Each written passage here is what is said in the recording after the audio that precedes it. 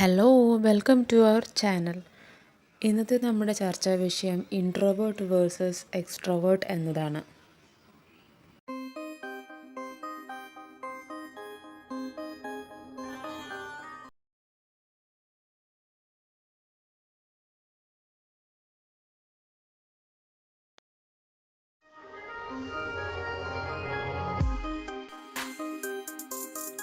നമ്മുടെ വ്യക്തിത്വത്തെക്കുറിച്ച് പറയുമ്പോൾ ഏറ്റവും കൂടുതൽ കേൾക്കുന്ന വാക്കാണ് എക്സ്ട്രോവേർട്ട് ആൻഡ് ഇൻട്രോവേർട്ട് എന്നത്.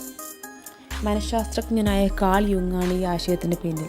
പൊതുവെ നമ്മുടെ സമൂഹത്തിൻ്റെ ഇടയിൽ ഇൻട്രോവേർട്ടുകൾ എന്നാൽ പേടിയുള്ളവരോ അല്ലെങ്കിൽ നാണം കുണുങ്ങികളോ ആണ് എന്നാണ് പറയാറുള്ളത്.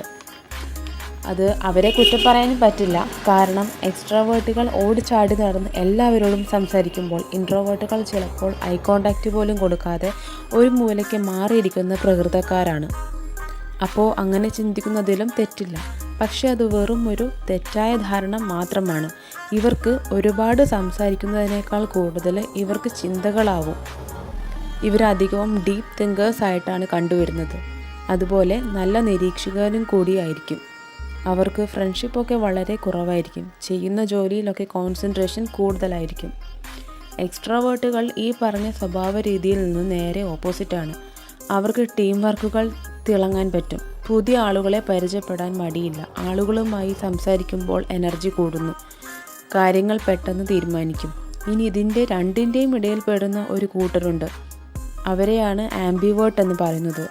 എന്ന് വെച്ചാൽ എക്സ്ട്രോവേർട്ടുകളെ പോലെയും ഇൻട്രോവേർട്ടുകളെ പോലെയും പെരുമാറാൻ ഇവർക്ക് കഴിയും. പഠനങ്ങൾ പറയുന്നത് ലോകത്തെ ഭൂരിഭാഗം ആൾക്കാരും ഈ വിഭാഗത്തിൽ പെടുന്നു എന്നതാണ്. ഇതിലേതാണ് മികച്ചത് എന്ന ചോദ്യത്തിന് പ്രസക്തിയില്ല. രണ്ട് കൂട്ടരെയും ഒരുപോലെ ആവശ്യമാണ്. ലോകം കണ്ട ഏറ്റവും വലിയ ശാസ്ത്രജ്ഞനായ ആൽബർട്ട് ഐൻസ്റ്റീൻ ഒരു തികഞ്ഞ ഇൻട്രോവേർട്ടായിരുന്നു. എന്നാൽ രണ്ടാം ലോക മഹായുദ്ധകാലത്ത് ബ്രിട്ടനെ നയിച്ച പ്രധാനമന്ത്രി വിൻസ്റ്റൺ ചർച്ചിൽ ഒരു കരുത്തുറ്റ എക്സ്ട്രോവേർട്ടുമായിരുന്നു. ഇനി നിങ്ങൾക്ക് തിരിച്ചറിയണോ നിങ്ങൾ ഏത് വിഭാഗത്തിൽ പെടുന്നുവെന്ന്? ഞാനിവിടെ 3 ചോദ്യങ്ങൾ നൽകിയിട്ടുണ്ട്. ഈ 3 ചോദ്യത്തിനുള്ള ഉത്തരം കണ്ടെത്തി കഴിഞ്ഞാൽ നിങ്ങൾക്കും അറിയാം നിങ്ങൾ ഏത് വിഭാഗത്തിലാണ് പെടുന്നതെന്ന്. ചോദ്യം 1. ഒരു വലിയ പാർട്ടിക്കാണോ അതോ ചെറിയൊരു കൂട്ടായ്മയ്ക്കാണോ നിങ്ങൾ മുൻഗണന നൽകുന്നത്? ചോദ്യം 2. പ്രശ്നമുണ്ടാകുമ്പോൾ അത് ഉള്ളിൽ ചിന്തിച്ച് പരിഹരിക്കാനാണോ അതോ ആരോടെങ്കിലും പറയാനാണോ നിങ്ങൾക്കിഷ്ടം? ജോലി ചെയ്യുമ്പോൾ നിങ്ങൾ കൂടുതൽ ക്രിയേറ്റീവ് ആകുന്നത് ഒറ്റയ്ക്കാണോ അതോ മറ്റുള്ളവർക്കൊപ്പമാണോ? ഈ ചോദ്യങ്ങൾക്കുള്ള ഉത്തരങ്ങൾ കമൻറ്റ് ബോക്സിൽ താഴെ നൽകൂ. ഒപ്പം ഈ വീഡിയോ ഇഷ്ടമായി കഴിഞ്ഞാൽ ലൈക്ക് ചെയ്യൂ, സബ്സ്ക്രൈബ് ചെയ്യൂ, ഷെയർ ചെയ്യൂ. അപ്പോൾ നെക്സ്റ്റ് വീഡിയോയുമായിട്ട് കാണാം. അതുവരേക്കും ടാറ്റ.